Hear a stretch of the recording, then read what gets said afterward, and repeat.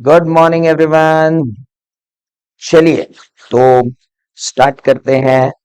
Advanced auditing, assurance and professional ethics, paper 3, final course, नया module, नया subject और नई तैयारी और नए स्टूडेंट और नया मैं, क्योंकि हमको भी चेंज होना पड़ता है आपके साथ साथ।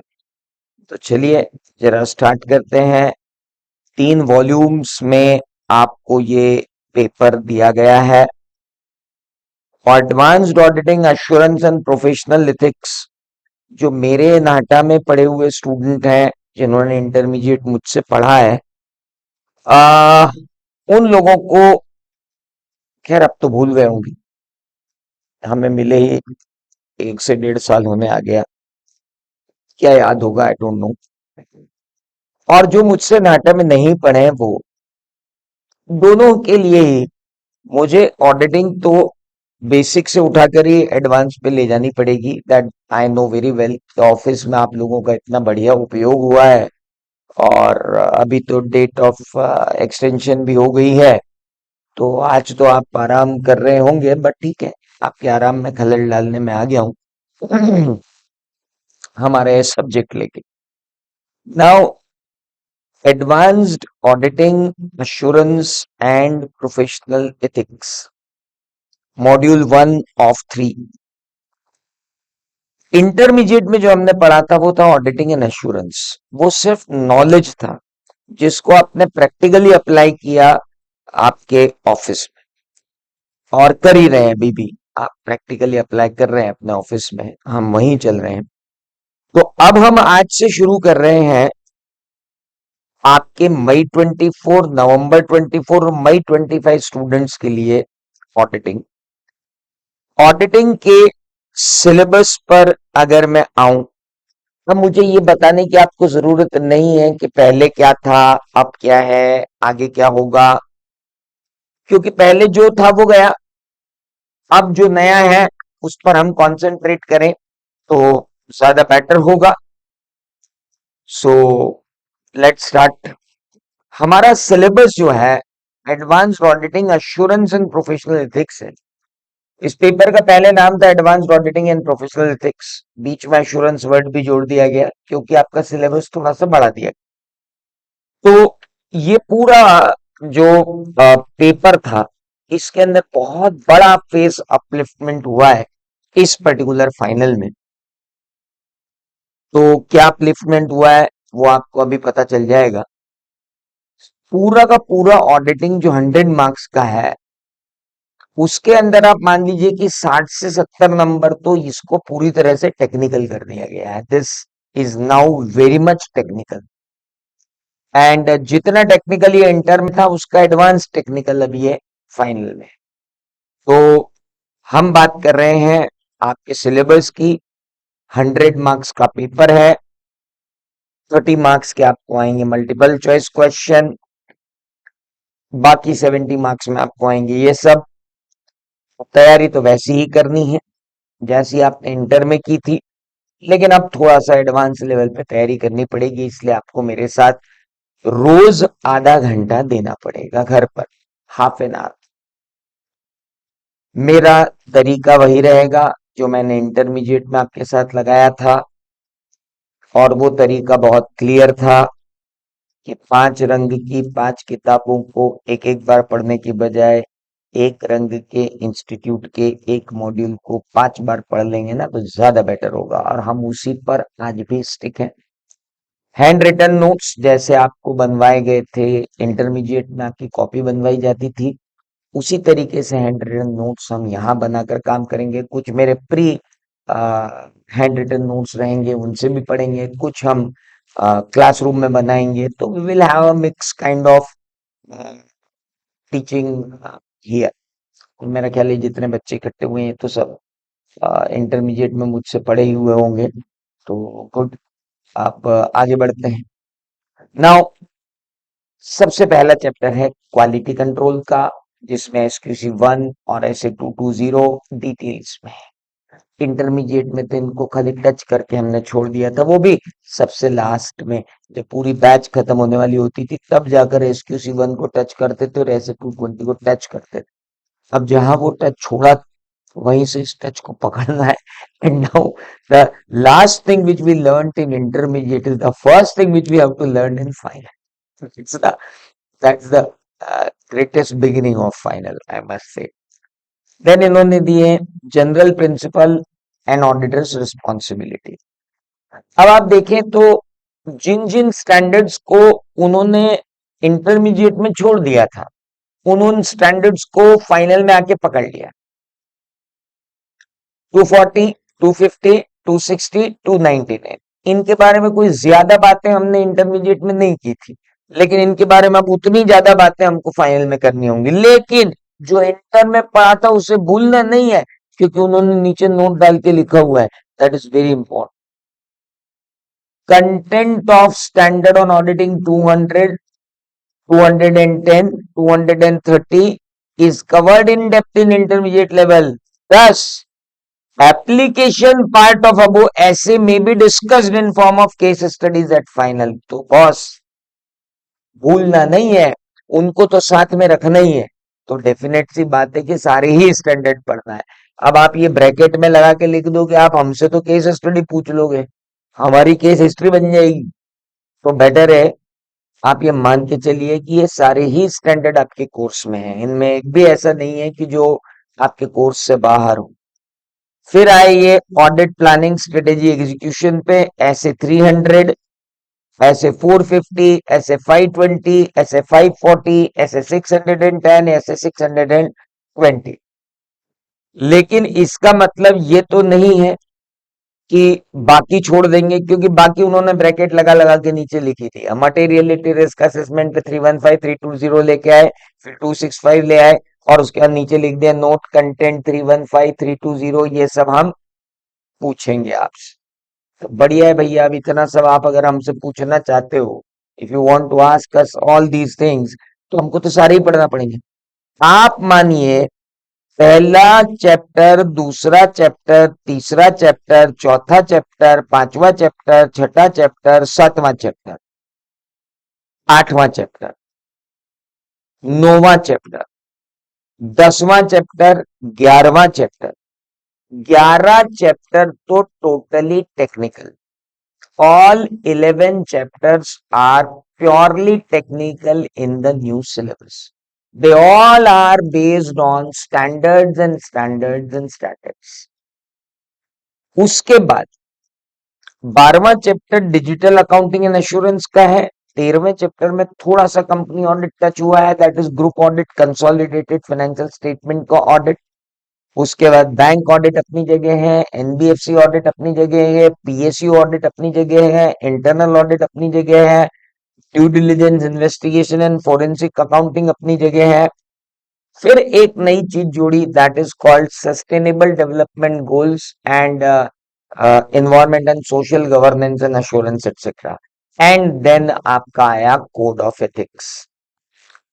जब मैंने फाइनल पढ़ाना चालू किया, जिस वक्त तो इस दुनिया में आए ही नहीं थे, तब प्रोफेशनल इथिक्स जो होता था ना, वो 20 नंबर का आता था, और सारी दुनिया प्रोफेशनल इथिक्स को बहुत अच्छे से पढ़ के जाती थी कि वो 20 मार्क्स का आता है, लेकिन अभी भी वो 12 मार्क्स तक तो है ही।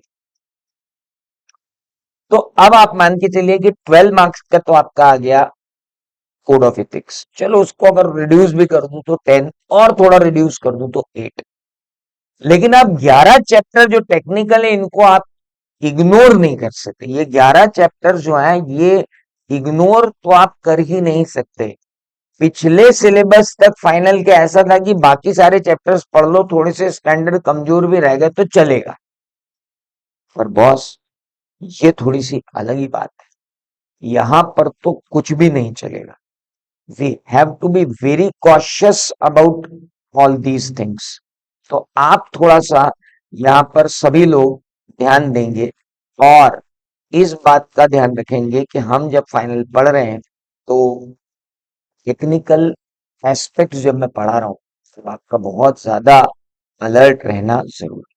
तो आइए जरा शुरू करते हैं। मैंने अपने हैंड रिटन नोट्स बनाए हुए हैं, वो हैंड रिटन नोट्स आपको मैं देता जाऊंगा और हम आगे बढ़ते जाएंगे। हम शुरू कर रहे हैं advanced auditing assurance and professional ethics new course, module 1 to 3। Module 1 में कवर्ड है इतनी सारी चीजें। तो सबसे पहला टारगेट हमारा रहेगा मॉड्यूल 1, जिसके अंदर हम पढ़ेंगे quality control, general auditing principle and auditors responsibility, audit planning strategy and execution, materiality, risk assessment and internal control, audit evidence, compilation and review and reporting. ये सारी चीजें हमको पढ़नी है हमारे फर्स्ट वॉल्यूम। अब बात आती है कि कुछ बेसिक फंडामेंटल्स हैं जो हमको पहले देखना जरूरी है, इससे पहले कि हम SQC1 को टच भी करें, हमें ये करना जरूरी। 3 वॉल्यूम्स हैं, 120 घंटे में इनको कंप्लीट करना है। पिछले 20 साल के क्वेश्चन का तो रिकॉर्डेड कंपाइलेशन मैंने कर रखा है। लास्ट 5 ईयर के क्वेश्चंस मैं आपके साथ सॉल्व करूंगा अब इस पर्टिकुलर बैच में। बाकी पिछले 20 साल के क्वेश्चन, करीब 40 अटेम्प्ट के क्वेश्चन मैंने रिकॉर्ड करके रखे हैं, वो आपको एज इट इज अवेलेबल होंगे, जिनको मैं ऑडिट 10 बोलता हूँ। तो वो ऑडिट 10 आपके पास अवेलेबल रहेंगे। और लास्ट ऑडिट जो 5 ईयर्स और 10 अटेम्प्ट के हैं, 10 अटेम्प्ट भी नहीं बोलूंगा मैं, 3 अटेम्प्ट होंगे और 3 ईयर होंगे, 6 अटेम्प्ट पोस्ट कोविड, 6 अटेम्प्ट के क्वेश्चन आंसर्स मैं आपके साथ अलग से सॉल्व करूंगा इस पर्टिकुलर लेक्चर के दौरान। नाउ अब हम चैप्टर 0 पर हैं, बेसिक फंडामेंटल्स की बात कर रहे हैं। बिना इन बेसिक फंडामेंटल्स के हम आगे ही नहीं बढ़ सकते। तो आइए स्टार्ट करते हैं बेसिक फंडामेंटल्स से। और बेसिक फंडामेंटल्स में सबसे पहले आता है फंडामेंटल ऑफ स्टैंडर्ड्स, और उसमें पहला फंडामेंटल है assurance and non assurance engagement. हालांकि इस फंडामेंटल को हमने इंटरमीडिएट लेवल पर भी देखा था, बट नाउ थोड़ा सा अलग देखना होगा। एक प्रैक्टिसिंग चार्टर्ड अकाउंट, अच्छा ये जो अश्योरेंस और नॉन अश्योरेंस एंगेजमेंट है, ये कहाँ कहा गया है, मतलब वो हैड डिफाइंड दिस। तो अब चूंकि फाइनल है तो बातें थोड़ी अलग होंगी। Assurance and non assurance engagement को डिफाइन करने वाला कौन? क्या आप जानते हैं कि हु इज क्या आप जानते हैं that who is IAASB and who is IFAC? तो अगर हम बात करें तो who is IFAC, that is international federation of accounts. Now important ये है कि हम जब बात कर रहे हैं IAASB, international accounting, technical problem, मैं इसको दूर कर लूं। कुछ बच्चे एंटर होना चाह रहे हैं मीटिंग में, वो नहीं हो पा रहे, लेट मी ओके नाउ। क्या आपने आईफैक का नाम सुना है? That is international federation of accountants, that is IFAC. एक इंटरनेशनल बॉडी है जो अकाउंटिंग और ऑडिटिंग के एस्पेक्ट्स को पूरे वर्ल्ड में गवर्न करती है, तो नहीं कहूंगा, डायरेक्ट करती है जरूर कहूंगा। उनकी बहुत सारी कमिटीज हैं, और कमिटीज क्या है? आईफैक एक कोऑर्डिनेटर है।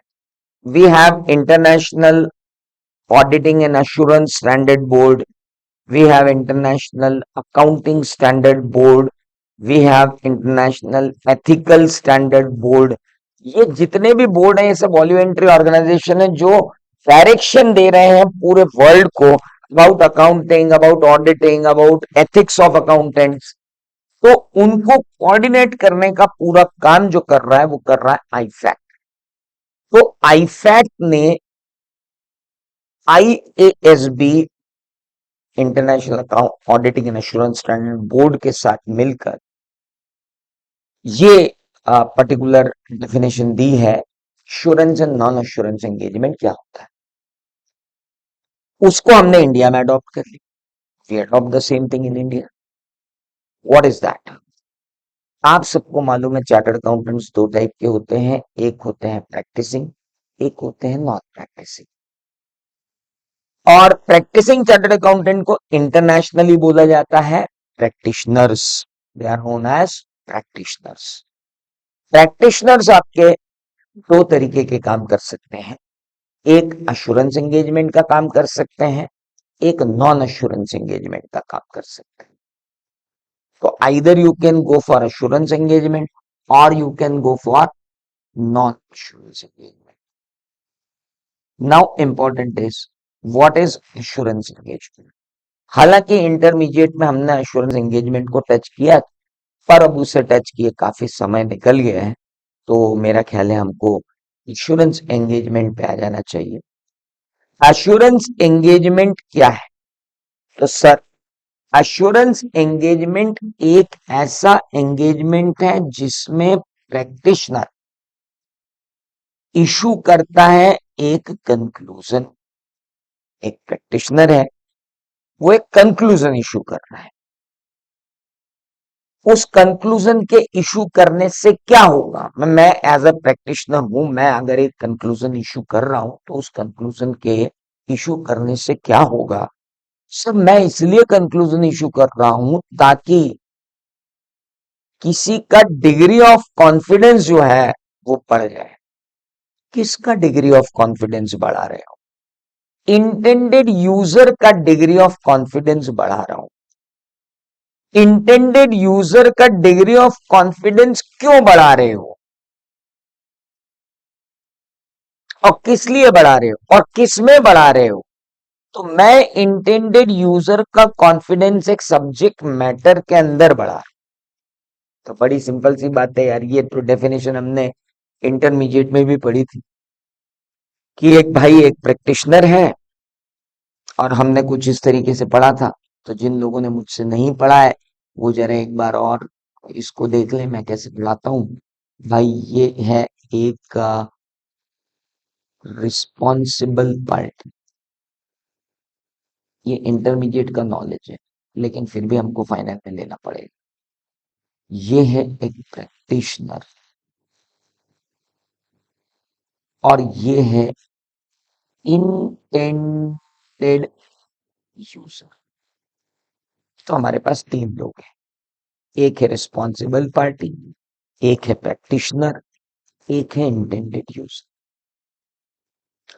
रिस्पॉन्सिबल पार्टी एक्स लिमिटेड है और एक्स लिमिटेड की बोर्ड ऑफ डायरेक्टर्स है। उन्होंने एक सब्जेक्ट मैटर बनाया है। इस सब्जेक्ट मैटर को यूज करने वाले कौन है? Intended user. रिस्पॉन्सिबल पार्टी ने एक सब्जेक्ट मैटर बनाया, सब्जेक्ट मैटर को यूज करने वाला कौन? Intended user. लेकिन इंटेंडेड यूजर सोचता है कि ये सब्जेक्ट मैटर सही है भी या नहीं है, इसलिए ये इंटेंडेड यूजर चाहता है कि इस सब्जेक्ट मैटर को एक प्रैक्टिशनर जिसके पास स्पेशलाइज्ड नॉलेज है, वो एक गिवन क्राइटेरिया के अगेंस्ट में, वो एक गिवन क्राइटेरिया के अगेंस्ट में इवैल्यूएट कर ले और इवैल्यूएट करने के बाद अपना एक कंक्लूजन दे दे, ताकि उस कंक्लूजन से इस इंटेंडेड यूजर का कॉन्फिडेंस इंक्रीज हो जाए। उसे हम कहते हैं एश्योरेंस एंगेजमेंट। तीन लोग हैं, रिस्पॉन्सिबल पार्टी है, प्रैक्टिशनर है, इंटेंडेड यूजर है। रिस्पॉन्सिबल पार्टी ने सब्जेक्ट मैटर बनाया है, सब्जेक्ट मैटर को यूज करना चाहता है इंटेंडेड यूजर, और इंटेंडेड यूजर कह रहा है कि मैं सब्जेक्ट मैटर पर कॉन्फिडेंस में तब आऊंगा जब प्रैक्टिशनर उस सब्जेक्ट मैटर को एक गिवन क्राइटेरिया के अगेंस्ट में इवैल्यूएट करके उस पर अपना कंक्लूजन दे देगा, जिससे मेरा कॉन्फिडेंस बढ़ जाएगा। हम कॉन्फिडेंस किसका बढ़ा रहे हैं दोस्त? Intended user. हम इसका कॉन्फिडेंस नहीं बढ़ा रहे दोस्त। We are not enhancing his confidence. हम इसको कॉन्फिडेंस नहीं बढ़ा रहे, हम किसको कॉन्फिडेंस बढ़ा रहे हैं? इसका। अब इस डेफिनेशन को आपको जैसे लिखना है वैसे लिखो। क्यों लिखना है वैसे? जैसे ये यहां साइड में लिखी हुई है, आप अपने हिसाब से लिखो। What is assurance engagement? Assurance engagement is an engagement whereby a practitioner, आप ध्यान रखना मैं कैसे कैसे कहां कहां यूज कर रहा हूं सारी चीजों, whereby a practitioner issues a conclusion over a subject matter after due evaluation against a given criteria so as to enhance the confidence of intended user other than responsible party who prepared the subject matter। अरे कुछ भी लिखो ना यार, audit रटना क्यों है? मुझे तो यही समझ में नहीं आया आज तक। आपको जैसे लिखना है लिखो। मुझे तीन पार्टी चाहिए, एक सब्जेक्ट मैटर चाहिए, एक गिवन क्राइटेरिया चाहिए, एक कंक्लूजन चाहिए, एक एनहांस कॉन्फिडेंस चाहिए दोस्त, इससे ज्यादा कुछ नहीं चाहिए। अब आपको लैंग्वेज कुछ भी लिखनी है आप लिख दो। अब जिनको समझ में नहीं आता वो एरेटा करते हैं। An engagement in which practitioner issue the conclusion designed to enhance the degree of confidence of intended user other than responsible party about the outcome of the evaluation of measurement of a subject matter against given criteria। ओ भाई रटने की क्या जरूरत है, सीधे सीधे बोल देना। When a practitioner is engaged to issue a conclusion over a subject matter against a given criteria so as to enhance the confidence of intended user other than responsible party who has prepared the subject matter is known as assurance engagement। अब उससे ज्यादा क्या देखना है उसमें? That's an assurance engagement। Very simple। जितने लोग सुन रहे हैं, क्या आप मेरी बात को समझ रहे हैं? पहली बात ये बताओ, आप में से कौन कौन मुझसे इंटरमीडिएट में पढ़े हुए थे और कौन कौन नहीं पढ़े हुए? चैट पे बताओ, तो मैं आपको थोड़ा उस हिसाब से गाइड करूं। वैसे जो रिकॉर्डेड लेक्चर देख रहे हैं उनमें से मैक्सिमम मुझसे पढ़े होंगे, मैक्सिमम ना भी पढ़े, तो मुझे तो दोनों के लिए समझा है। तो इंपॉर्टेंट ये है कि इसे रटना नहीं, इसको समझना है। That's very important. So kindly note it कि ये अश्योरेंस एंगेजमेंट है। तो अश्योरेंस एंगेजमेंट क्या हुआ? It's a tripartite relationship. किसके बीच में ट्राइपार्टिएट रिलेशनशिप है? रिस्पॉन्सिबल पार्टी, प्रैक्टिशनर और इंटेंडेड यूजर के बीच में। सर ये तो ऑडिट ऑडिट जैसा लग रहा है। मैं अभी ऑडिट नहीं बोल रहा हूं, मैंने ऑडिट वर्ड भी यूज नहीं किया है। मैंने अभी बोला अश्योरेंस। अश्योरेंस मतलब enhancing someone's confidence. Enhancing someone's confidence, हमको किसी के कॉन्फिडेंस को बढ़ाना है। तो आपको अगर किसी के कॉन्फिडेंस को बढ़ाना है तो problem at all, that's called assurance. Confidence किस में बढ़ाना है? सब्जेक्ट मैटर पे बढ़ाना है। सब्जेक्ट मैटर क्या है? बहुत सारी चीजें हैं। बैलेंस शीट भी हो सकती है, प्रोस्पेक्टिव फाइनेंशियल स्टेटमेंट भी हो सकते हैं, इंटरनल कंट्रोल भी हो सकता है, कुछ भी हो सकता है यार। It can be anything. Books of accounts भी हो सकती हैं। सब्जेक्ट मैटर तो कुछ भी हो सकता है। तो अब एक यूजर है, उसे उस सब्जेक्ट मैटर को यूज करना है, उस सब्जेक्ट मैटर पर उसका कॉन्फिडेंस बढ़ा हुआ चाहिए। वो एक प्रैक्टिशनर के पास जाता है, that is practising chartered accountant. वो कहता है कि क्या करना है? बोले सर इसको इवेल्युएट करके दो। कैसे इवेल्युएट करके दो? बोले मैं बता रहा हूं, आप उस तरीके से इवेल्युएट करके मुझे कंक्लूजन दे दो कि ये सही है कि नहीं है। कॉन्फिडेंस किसका बढ़ रहा है? इंटेंडेड यूजर का बढ़ रहा है। कॉन्फिडेंस किसका नहीं बढ़ रहा है? रिस्पॉन्सिबल पार्टी का। रिस्पॉन्सिबल पार्टी का कॉन्फिडेंस नहीं बढ़ाना है। रिस्पॉन्सिबल पार्टी को कॉन्फिडेंस बढ़ाएंगे, दैट इज अनदर मैटर। वो तो बहुत ही अलग चीज, that is a very different matter. तो अब बात आती है कि सर ये अश्योरेंस एंगेजमेंट जो है, इसमें तो एक सब्जेक्ट मैटर पर प्रैक्टिशनर अपना कंक्लूजन इशू करके इंटेंडेड यूजर का कॉन्फिडेंस बढ़ा रहा है। Yes, this is a tripartite relationship in which confidence of intended user is increased, enhanced by the conclusion issued by the practitioner. अब वो 25 एमसीक्यू पूछ ले आपसे, आपके फंडामेंटल बिल्कुल क्लियर है, कॉन्फिडेंस बढ़ रहा है इंटेंडेड यूजर का, सब्जेक्ट मैटर बनाया है रिस्पॉन्सिबल पार्टी ने, प्रैक्टिशनर इंडिपेंडेंट है, इंडिपेंडेंट होने के बाद वो एक गिवन क्राइटेरिया के अगेंस्ट में इवैल्यूएशन करके कंक्लूजन ड्रॉ करके बाहर फेंक। मेरा ख्याल है आपको अब अश्योरेंस एंगेजमेंट की डेफिनेशन को याद करने की जरूरत नहीं। आप मेरे साथ चाहो तो चार्ट कर सकते हो, मैं बाहर हो जाता हूँ। What is assurance engagement? Assurance engagement is an engagement whereby practitioner issues a conclusion after due evaluation of a subject matter which is prepared by the responsible party. Such an evaluation is against a given criteria. After due evaluation, the practitioner issues a conclusion. That conclusion enhances the confidence of intended user to the subject matter. If such an assignment is given to a practicing chartered accountant, such an assignment is known as what? Assurance engagement. मुझे नहीं लगता कि इसमें कुछ भी रटने लायक बात यहाँ पे है। आगे बढ़े, चलिए। अब बात आती है कि अश्योरेंस एंगेजमेंट जो होते हैं वो तो ठीक है। What is non assurance engagement? Practising chartered accountant को बुला लिया गया और उसको कहा कि सर एक काम करो, हमारे लिए फाइनेंशियल स्टेटमेंट बनवा दो यार। इंड एज के हिसाब से हमको फाइनेंशियल स्टेटमेंट बनाना नहीं आते हैं, आप हमारे इंड एज के हिसाब से फाइनेंशियल स्टेटमेंट बनवा दो यार। अब इंड एज के हिसाब से फाइनेंशियल स्टेटमेंट बना दो यार, तो इंड एज के हिसाब से बने हुए फाइनेंशियल स्टेटमेंट में किसका कॉन्फिडेंस बढ़ रहा है? डेफिनेटली जो फाइनेंशियल स्टेटमेंट बनवा रहा है उसी का कॉन्फिडेंस बढ़ रहा है।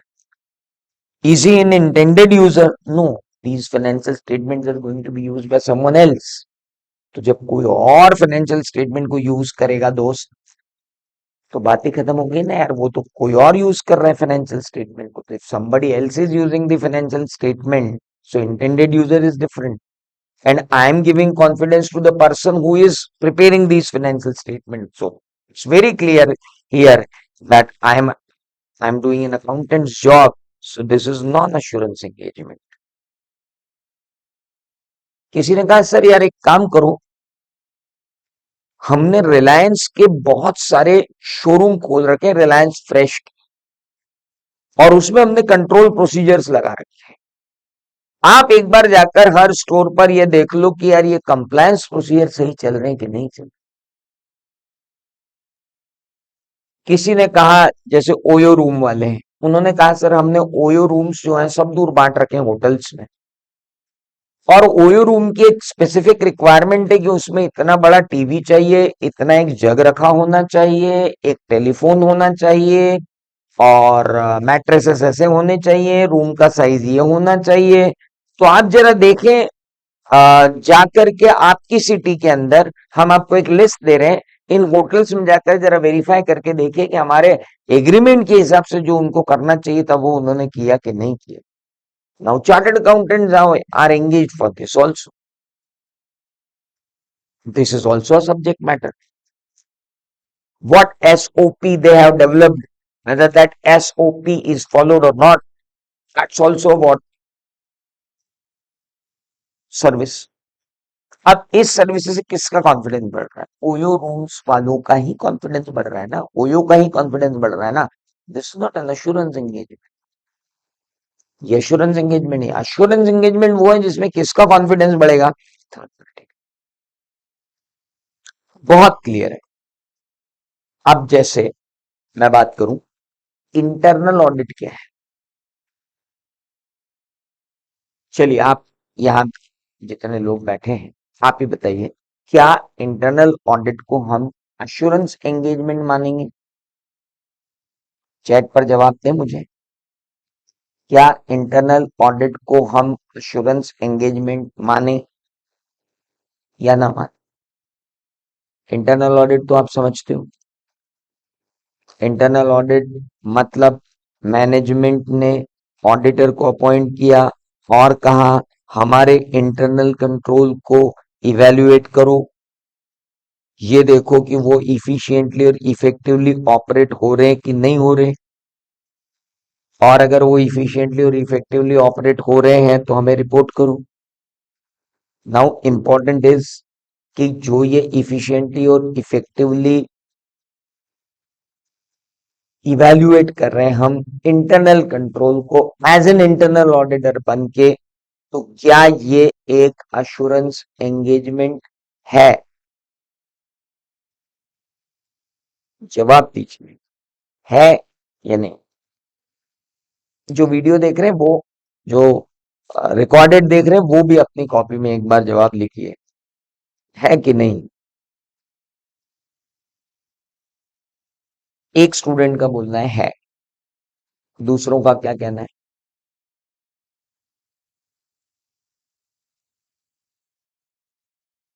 सी। यूं अगर हम देखें तो इंटरनल ऑडिटर जो है वो एग्जैक्टली देखा जाए तो मैनेजमेंट का ही कॉन्फिडेंस बढ़ा रहा है, उसमें थर्ड पार्टी आ ही नहीं रही। लेकिन अगर टेक्निकली देखने जाए तो इंटरनल ऑडिटर की रिपोर्ट के ऊपर स्टेचुटरी ऑडिटर भरोसा करता है और इंटरनल ऑडिटर के वर्क को स्टेचुटरी ऑडिटर यूज भी करता है ऐसे 610 में। तो एक थर्ड पार्टी है जो इनके काम पर भरोसा कर रही है, और अगर इंटरनल ऑडिटर ने रिपोर्ट सही दी तो जो यूजर है, जो एक्सटर्नल ऑडिटर है, उसका कॉन्फिडेंस इंक्रीज होगा। इसलिए इंटरनल ऑडिट भी अश्योरेंस एंगेजमेंट है। तो इंटरनल ऑडिट एक अश्योरेंस एंगेजमेंट है। ये बात आप अच्छे से अपने दिमाग में बिठा के रख लें, that internal audit is an assurance engagement. Internal audit एक अश्योरेंस एंगेजमेंट है। लेकिन किसी ने कहा कंपाइलेशन कर दो अकाउंट्स का, नॉन अश्योरेंस एंगेजमेंट। किसी ने कहा फाइनेंशियल स्टेटमेंट इंड एस के हिसाब से बना दो, नॉन अश्योरेंस एंगेजमेंट। किसी ने कहा हमारा कंसोलिडेटेड फाइनेंशियल स्टेटमेंट बना दो, नॉन अश्योरेंस एंगेजमेंट। किसी ने कहा हमारा रिकंसिलिएशन बनवा दो, नॉन अश्योरेंस एंगेजमेंट। किसी ने कहा हमने जो इंटरनल कंट्रोल लगा के रखा हुआ है ओयो रूम्स टाइप, वो देख लो, नॉन एश्योरेंस एंगेजमेंट। किसी ने कहा हम एक मोबाइल कंपनी है, हमारे टॉवर्स और टॉवर्स में रखे हुए फिक्स एसेट्स हैं, प्रॉपर्टी प्लांट एंड इक्विपमेंट, उनका वेरिफिकेशन करके दे दो, नॉन एश्योरेंस एंगेजमेंट। सो एश्योरेंस एंगेजमेंट क्या है, अब हम उसके ऊपर आते हैं। एश्योरेंस एंगेजमेंट को आप दो भागों में बांट सकते हैं। इंटरनेशनली एश्योरेंस एंगेजमेंट को दो भागों में बांटा गया है, एक related to historical financial information, एक related to other than historical financial information. Historical financial information and related to other than historical financial information. What is historical financial information? आज तक जो बैलेंस शीट P&L हमने office में देखे हैं, they all are historical financial information. वो सभी के सभी हिस्टोरिकल फाइनेंशियल इंफॉर्मेशन ही है। They all are historical financial information, सभी हिस्टोरिकल फाइनेंशियल इंफॉर्मेशन है।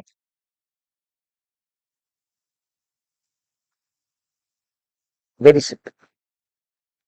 लेकिन हमने अपने ऑफिस में कभी कभी जब फाइनेंस का काम आता है तो हमने भी सीए में डेटा बनाया होगा, हमने भी प्रोजेक्टेड फाइनेंशियल स्टेटमेंट फाइनलाइज किए होंगे, हमने भी अगले 5 साल के प्रोजेक्शन बना के दिए होंगे। अब तो आपके ऑफिस में आपने ये काम किया होगा। तो वो जो फाइनेंशियल स्टेटमेंट आप बना रहे हो, वो financial statement, projected financial statement जो है, वो other than historical financial statement है। ठीक है, मैं ये नहीं कह रहा कि एश्योरेंस एंगेजमेंट हमेशा फाइनेंशियल स्टेटमेंट से ही रिलेट करते हैं। आप जरा यहाँ ये ध्यान देना कि ये जैसे मैंने यहाँ लिख दिया related to historical financial information, और अगर मैंने यहाँ लिख दिया other than historical financial information, तो इसका मतलब ये नहीं है कि यहाँ दोनों जो है फाइनेंशियल स्टेटमेंट की बात कर रहे हैं, फाइनेंशियल इंफॉर्मेशन की बात कर रहे हैं। मैं इंटरनल कंट्रोल की भी बात कर सकता हूँ। मैं स्टैंडर्ड ऑपरेटिंग प्रोसीजर को चेक करने के लिए, इंटरनल कंट्रोल के स्टैंडर्ड ऑपरेटिंग प्रोसीजर को चेक करने के लिए भी बात कर सकता हूँ, वो भी एक other than historical financial statement होगा। थोड़ा सा ध्यान रखना चाहिए। अश्योरेंस एंगेजमेंट है दो टाइप की, एक related to historical financial statement, एक related to other than historical financial statement. Other than historical financial statement मतलब projected financial statement. Projected financial statement मतलब मैं आपको इंटरमीडिएट में बताता था कि प्रोजेक्टेड फाइनेंशियल स्टेटमेंट का मतलब होता है कि गाय ने अभी घास भी नहीं खाई है और हम श्रीखंड के सपने देख रहे हैं। आप हमें लोन दोगे तो हम प्लांट एंड मशीनरी लाएंगे, प्लांट एंड मशीनरी लाकर हम प्रोडक्शन करेंगे, प्रोडक्शन करके हम सेल करेंगे, सेल करके हम गुड्स को बेचेंगे, बेचने से हमको प्रॉफिट होगा, प्रॉफिट होगा तो हम आपका लोन चुकाएंगे, लोन इस बार चुकाएंगे, फिर आप हमको एक मशीन के लिए लोन दे दोगे, फिर हमको दो मशीनें हो जाएंगी, फिर हम दो मशीनों से ये करेंगे, हर साल एक एक मशीन खरीदेंगे, 3 साल में हमारे पास इतनी मशीनें हो जाएंगी। अद्भुत अद्भुत, क्या बात। अब क्लाइंट आता है कि सर वो बैंक ने कहा है कि आप जरा इसको चार्टर्ड अकाउंटेंट से साइन करवा के ले आओ, कि ये जो प्रोजेक्टेड फाइनेंशियल स्टेटमेंट आपने बनाए हैं, ये चार्टर्ड अकाउंटेंट से साइन करवा के ले आओ। अब वो तो आ जाता है हमारे पास कि सर आप इस पे साइन कर दो कि ये ट्रू एंड फेयर भी दे रहे। अब भाई साहब, तुमने अभी चिंदी भी नहीं खरीदी है और तुम मेरे से लिखवा रहे हो कि इससे जो ड्रेस मटेरियल बनेगा वो जबरदस्त बनेगा, तो ऐसे कैसे हो सकता है? तो उसके लिए भी तो गाइडेंस चाहिए ना। तो ऐसे एश्योरेंस में कैसे दूंगा, उसके लिए अलग गाइडेंस हमारे पास अवेलेबल है। तो कहने का मतलब यह है कि एश्योरेंस एंगेजमेंट दो टाइप के होते हैं, एक which is relating to historical financial information, एक which is relating to other than historical financial information. Relating to historical financial information को फिर और आए, तो अब आप अश्योरेंस किस लेवल का दे रहे हो उस पर डिपेंड करेगा कि आप क्या कर रहे हो, आप किस लेवल का एश्योरेंस दे रहे हो, आप उस पर आओ। सर मैं एग्जामिनेशन करूंगा और एग्जामिनेशन करने के बाद मैं हाई लेवल का एश्योरेंस दूंगा। एब्सोल्यूट एश्योरेंस तो नहीं दे पाऊंगा। एब्सोल्यूट का मतलब तो होता है कि मैंने जो बोल दिया वो ध्रुव सत्य है और कहीं कोई गड़बड़ नहीं होगी, तो वो तो मैं दे नहीं सकता। पर मैं क्या दूंगा, हाई। अगर मैं हाई एश्योरेंस दे रहा हूं, तो वही रीजनेबल एश्योरेंस जो हिस्टोरिकल फाइनेंशियल इंफॉर्मेशन पर मैं दे रहा हूं, जो क्या है, हाई है, लेकिन एब्सोल्यूट नहीं है, उसे मैं क्या कहता हूं, ऑडिट। तो अब हमने तो इंटरमीडिएट में ऑडिट की डेफिनेशन पढ़ी थी। Audit is the systematic independent examination to obtain a reasonable assurance that whether the financial statements are giving true and fair view or not। बिल्कुल सही पढ़ी थी। नहीं सर, हमने तो पढ़ी थी कि audit is a systematic independent examination of data, account, statement, information with a view to express an opinion whether they are giving true and fair view or not। बिल्कुल सही बात, वही डेफिनेशन तो बता रहा हूँ। अब यहाँ पर उस डेफिनेशन को थोड़ा सा चेंज कर, अब ये डेफिनेशन क्या कह रही है, audit is what, it is an assurance engagement which is related to historical financial information। और ये कैसा हिस्टोरिकल फाइनेंशियल इंफॉर्मेशन का एश्योरेंस एंगेजमेंट है, जो रीजनेबल एश्योरेंस प्रोवाइड करवाता है उसे हम कहते हैं ऑडिट।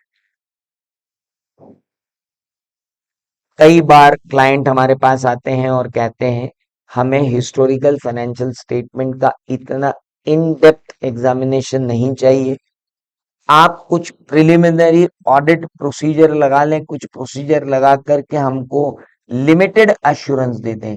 लिमिटेड एश्योरेंस का मतलब होता है moderate but not high assurance, और आप हमें moderate but not high assurance दे दें। क्वार्टरली फाइनेंशियल स्टेटमेंट है,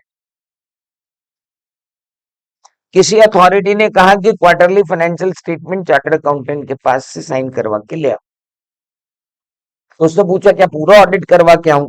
बोले अभी तो ईयर ही एंड नहीं हुआ है, पूरा ऑडिट कैसे होगा? तो आप क्या चाहते हो?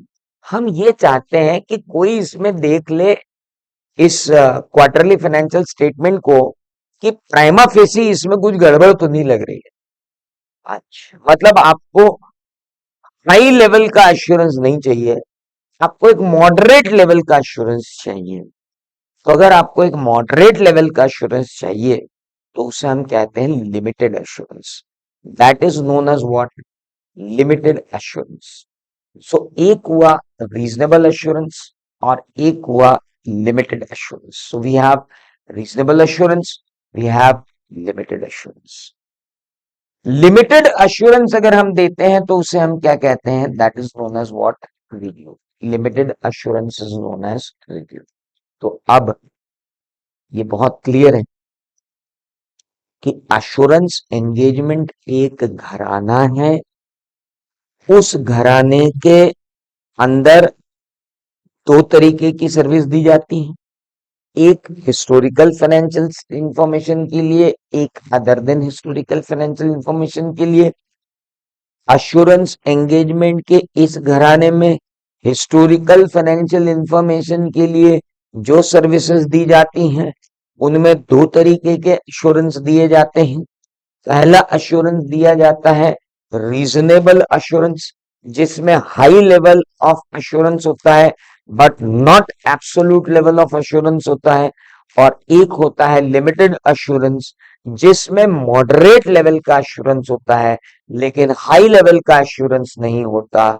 जो high but not absolute assurance होता है उसे हम क्या कहते हैं? ऑडिट। और एक लिमिटेड एश्योरेंस होता है उसे हम क्या कहते हैं? रिव्यू। और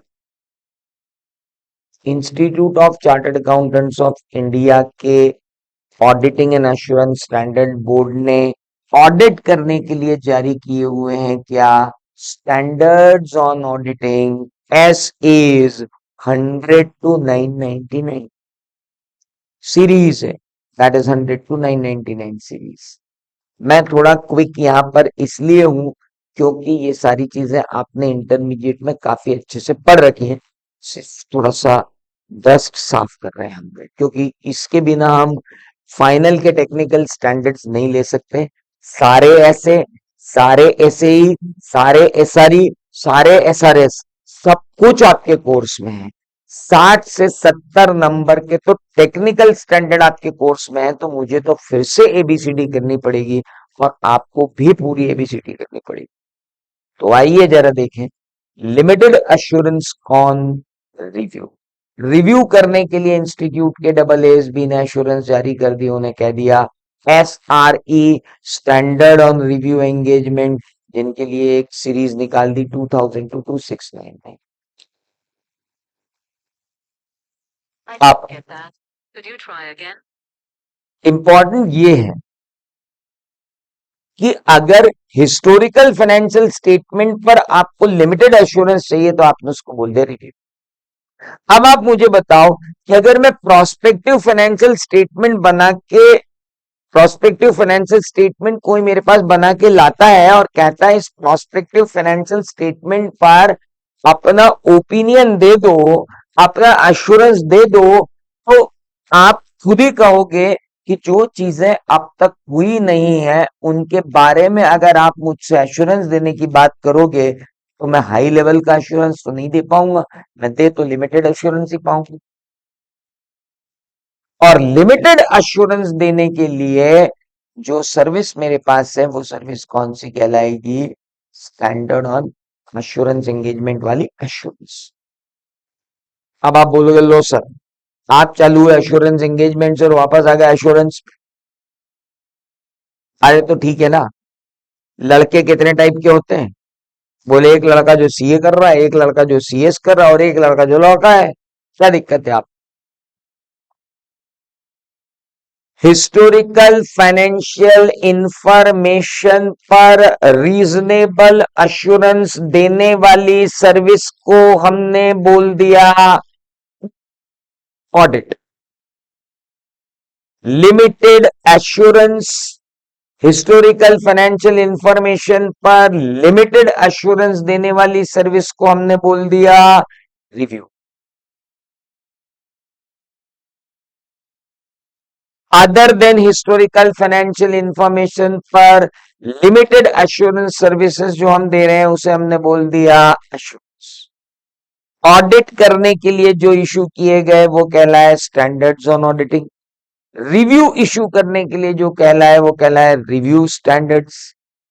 और लिमिटेड एश्योरेंस जो हमने इशू किया other than historical financial information पर, उन्हें हमने कहा अश्योरेंस, वो कहलाया SAE। और ऐसी सर्विसेज जिन पर हम कोई एश्योरेंस एंगेजमेंट नहीं देते, no assurance is given, is known as what? Related services. और हमारे auditing and assurance standard board ने रिलेटेड सर्विसेज के लिए जारी किए standard on related services, SRSS। तो अब डबल एज बी के टेक्निकल स्टैंडर्ड हो गए SAs, जिनकी सीरीज है 100 से 999। SRE जिनकी सीरीज है 2000 टू 2699। SAE जिनकी सीरीज है 3000 टू 3699। SRS जिनकी सीरीज है 4000 टू 4699। और इन सब को परफॉर्म करते समय आपको चाहिए क्वालिटी कंट्रोल। तो उसके लिए है हमारे पास SQC, जो SQC दिए गए हैं 1 टू 99, 1 से 99 तक। तो कहने का मतलब यह है दोस्त कि फंडामेंटल्स ऑफ स्टैंडर्ड के अंदर हमने सबसे पहले क्या देखा? देखो, सबसे पहला काम आज आपको क्या करना है? जितने चार्ट मैंने यहां आपको दिए और वो आप तक भी पहुंच गए, उन्हें आपको अपनी कॉपी में आज रात को बैठकर ड्रॉ करना है। ये काम आपको करना पड़ेगा। जितने चार्ट मैं यहाँ रेडीमेड ड्रॉ करवा रहा हूं, इन चार्ट्स को आपको अपनी कॉपी में अपने हाथ से ड्रॉ करना, so that you can get understanding what we have done. Copy नहीं करना है, ड्रॉ करना। तो अभी पहला टॉपिक हमारा क्या हुआ? एश्योरेंस एंगेजमेंट क्या है? और दूसरा, एश्योरेंस एंगेजमेंट और नॉन एश्योरेंस एंगेजमेंट के लिए institute of chartered accountants of India ने कि डबल ASB ने क्या क्या लिटरेचर स्टैंडर्डाइजेशन के लिए इशू कर रखे हैं, तो वो लिटरेचर आपके सामने है। ऑडिट के लिए ऐसे, रिव्यू के लिए SRE, इंश्योरेंस के लिए SAE, रिलेटेड सर्विसेज के लिए SRS। तो ये एश्योरेंस एंगेजमेंट और एश्योरेंस एंगेजमेंट की सर्विसेज। अब जो टेक अवेज हम लेकर के जा रहे हैं यहां से, वो क्या है? वो बड़ा इंपॉर्टेंट है। पहली बात जो टेक अवे यहां से लेके जाना है, एक तो आप अपनी कॉपी बना लीजिएगा कम से कम 200 पेज की, क्योंकि उस कॉपी में आपको रोज लिखना पड़ेगा। अच्छा, यहां तो सबसे पहले तो आप इंडेक्स बनाएंगे। इंडेक्स के बाद आप सबसे पहला आज आपका जो काम रहेगा, that you have to right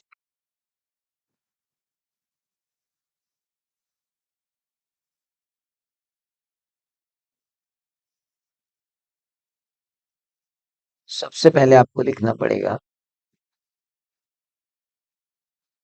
assurance engagement क्या है।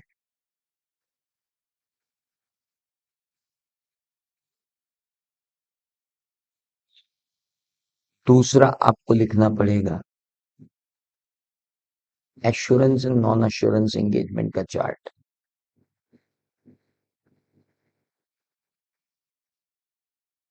ये आपका आज का होमवर्क है। हम्म, अभी का, अभी तक का। अब कुछ एक अवेज हम ले लें आज की। क्या क्या टेक अवेज हो गए?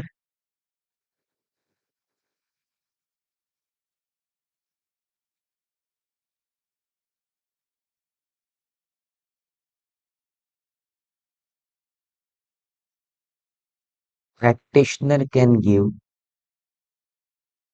assurance and non-assurance services.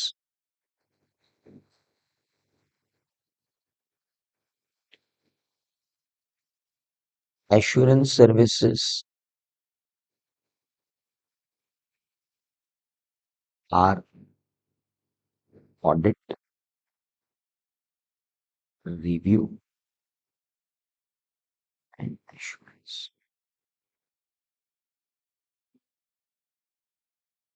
Audit के लिए हमारे पास हैं एसएस, रिव्यू के लिए हैं एसआरईस और इनके लिए हैं एसएस। उसके बाद हमने देखा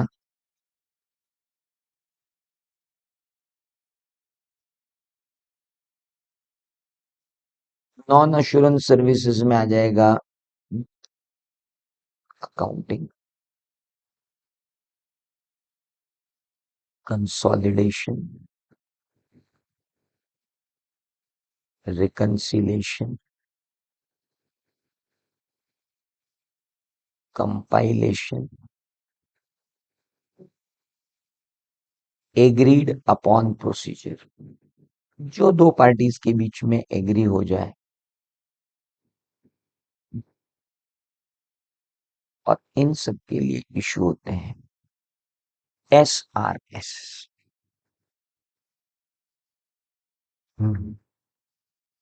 तो आपको मेरे साथ क्या है, पहले पन्ने छोड़ने पड़ेंगे। एश्योरेंस एंगेजमेंट का एक पेज छोड़ दिया, assurance and non assurance engagement का एक पेज छोड़ दिया। उसके बाद आपने मेरे साथ टेक अवेज ले लिया ना।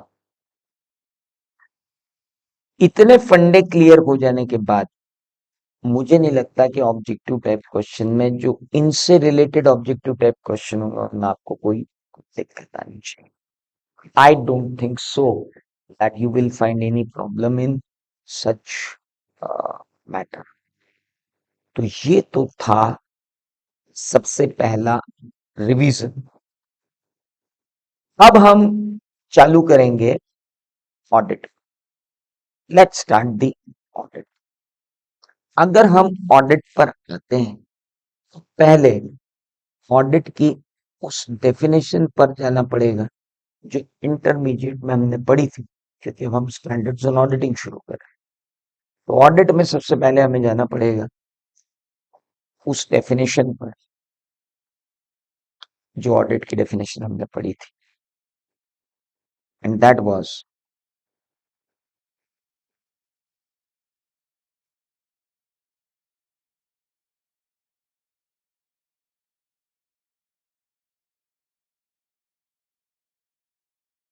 Systematic independent examination of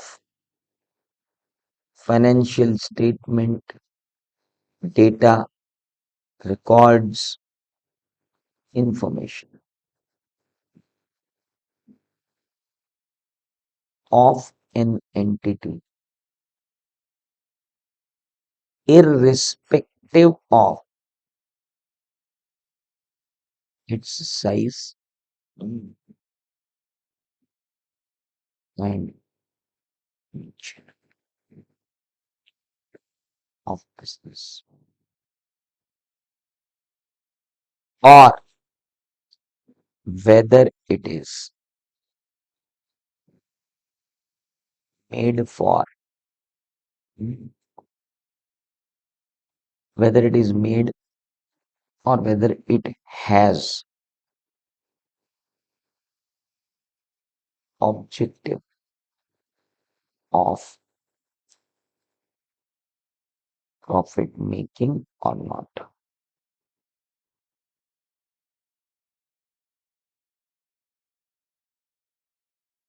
with a view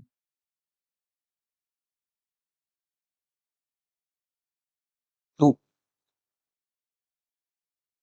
form and express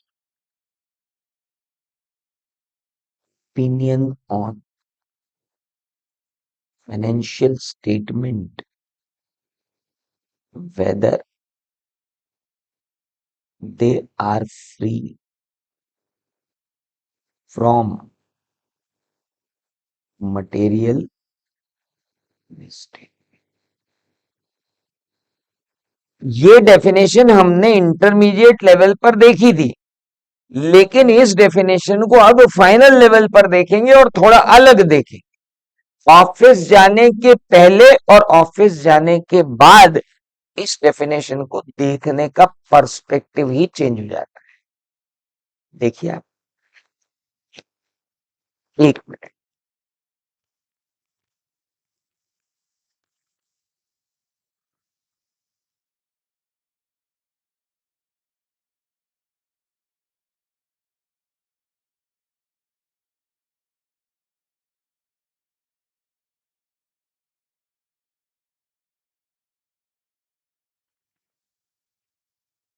so perspective अब चेंज हो जाएगा। हमने अपने ऑफिस में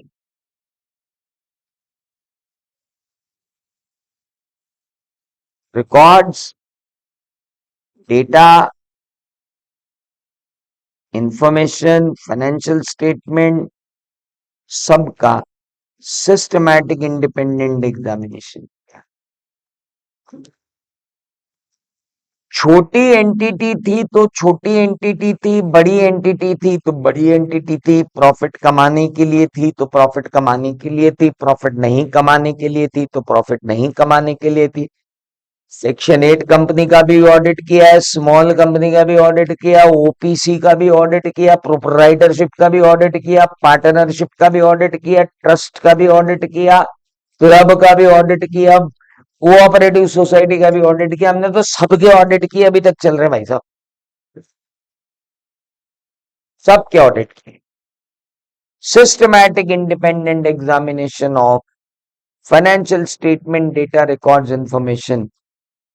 3CA 3CB के अंदर लिखा कि वो जो 3CD में इंफॉर्मेशन दी रखी है वो ट्रू एंड करेक्ट है, और फाइनेंशियल स्टेटमेंट में इंफॉर्मेशन दे रखी है वो ट्रू एंड फेयर है।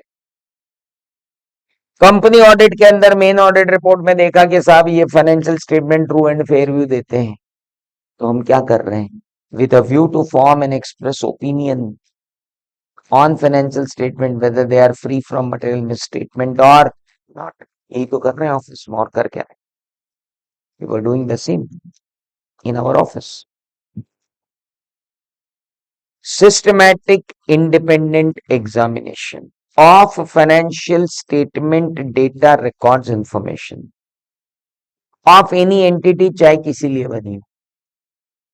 अब इस पर्टिकुलर डेफिनेशन को रिवाइज करने के बाद फाइनल के टेक अवे ये चले जाते हैं। टेक अवे ले जाना इसलिए जरूरी है क्योंकि इन टेक अवेज पर ही ऑब्जेक्टिव टाइप क्वेश्चन आते हैं। Takeaways, audit is performed irrespective of size of business, and objective of business. Simple. Size of business, objective of business को अलग हटा के। चलिए ठीक है। तो ये टेक अवे हमने ले लिया ऑडिट की डेफिनेशन को। अब इस ऑडिट की डेफिनेशन में आई इंडिपेंडेंस। इस इंडिपेंडेंस को भी हम SQC 1 में भी देखेंगे, SC 200 में भी देखेंगे। That we will do. Of financial statement data records and information. अभी फाइनेंशियल स्टेटमेंट को भी फाइनल लेवल पर थोड़ा सा अलग देखना पड़ेगा। What we mean by financial statement. So let's come to the next definition, which is given under our charts. Assurance engagement के बाद आता है फाइनेंशियल स्टेटमेंट। फाइनेंशियल स्टेटमेंट क्या होता है? What exactly a financial statement is? Financial statement is nothing but a structured representation of historical financial information including related notes. बहुत अच्छी बात। Structured representation of historical financial information including related notes. Historical financial information का एक structure में presentation.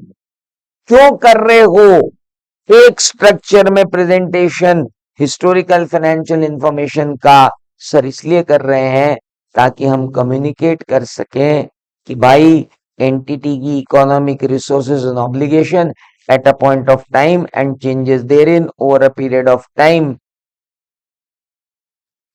Intended user को communicate तो करना पड़ेगा। अब ऑफिस जाने के पहले और ऑफिस जाने के बाद डेफिनेशन में कितना अंतर आ गया, अब ये समझने में बिल्कुल दिक्कत नहीं। इंटरमीडिएट में समझने के लिए मेरे को 10 मिनट समझाना पड़ता था, फाइनल में तो कुछ भी नहीं समझाना पड़ता है।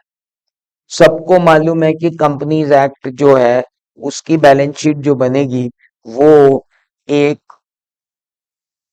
स्ट्रक्चर्ड रिप्रेजेंटेशन है हिस्टोरिकल फाइनेंशियल इंफॉर्मेशन। वो शेड्यूल 3 से ही बनेगी।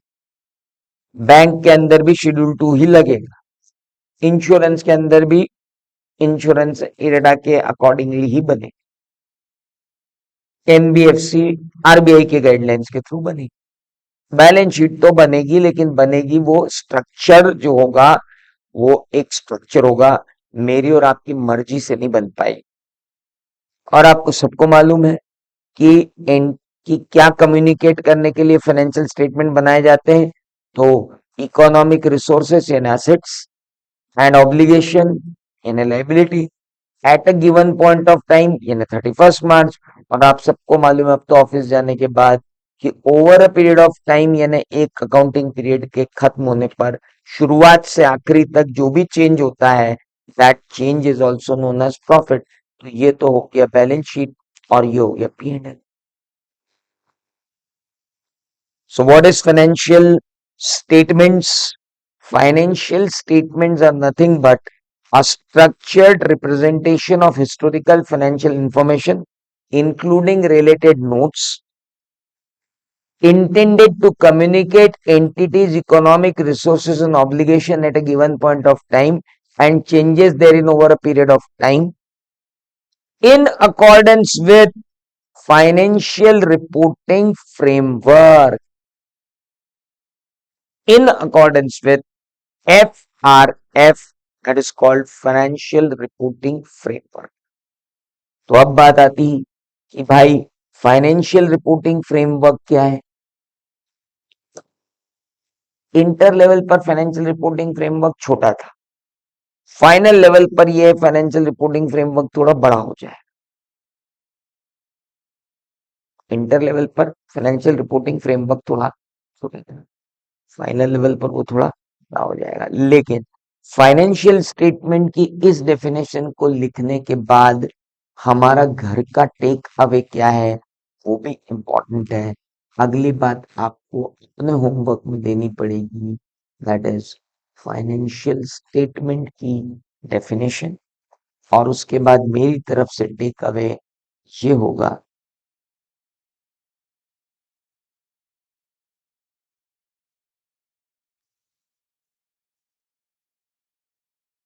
financial statements are structured either as per law or as per custom. यानी हम चाह के भी फाइनेंशियल स्टेटमेंट के स्ट्रक्चर को चेंज नहीं कर सकते. Responsible party cannot change structures of financial statement. It's a structured representation. That structured representation is either by law or by custom. Financial statement includes notes thereon. Notes financial statement का ही एक हिस्सा होते हैं. Okay, financial statement क्यों बनाए जाते हैं? To communicate to user, to communicate to user two things. दो चीजों को यूजर को कम्युनिकेट करना है. पहला कम्युनिकेशन किस बारे में जाएगा? Position of resources and obligation. और दूसरा changes therein over a period of time.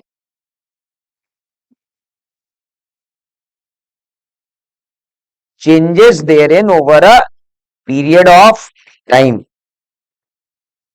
तो फाइनेंशियल स्टेटमेंट के अंदर दो चीजें इंक्लूड हो गई, जिसको हमने कह दिया बैलेंस शीट, और इसको हमने कह दिया पी एंड एल. और अगर कैश के अंदर चेंज हुआ है तो वो कैश फ्लो होगी. नोट्स तो आ ही गए. लेकिन अब बात आती है कि what is FRF, financial reporting framework क्या है? Now we have to talk about that. What is financial reporting framework? Just a minute.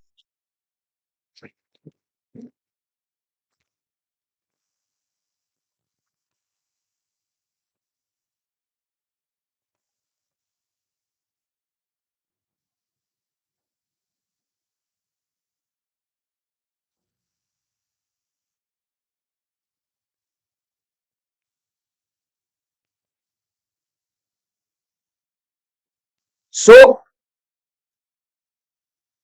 Financial statement के अंदर दो चीज, position of resources and obligation and changes therein over a period of time. दो चीजें बहुत importantly हमको ध्यान रखनी है. तो फाइनेंशियल स्टेटमेंट भी चेंज हो गया.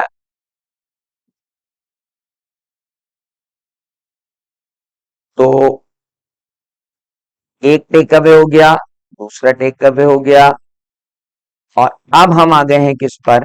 FRF पर. आज हम अपने इस पर्टिकुलर लेक्चर को यहीं तक रेस्ट्रिक्ट रखते हैं, क्योंकि कल फाइनेंशियल रिपोर्टिंग फ्रेमवर्क के बारे में अपन और ज्यादा बातें करेंगे. Today was the first day. It's just an introduction to all of us, and it's just अभी तो आप मान के चलिए 2 से 3 दिन तो हम इंटरमीडिएट के फंडामेंटल्स को ही ब्रश अप करते रहेंगे, so that there will be हम आगे कनेक्ट कर पाए फाइनल को. क्योंकि फाइनल में 70 नंबर के अगर आपको टेक्निकल स्टैंडर्ड्स पढ़ने हैं तो आपको फंडामेंटली बहुत स्ट्रांग रहना पड़ेगा. तो you should be very strong fundamentally. So आज के लिए हम इतना ही रखते हैं, बाकी की बातें करेंगे कल. Thank you very much.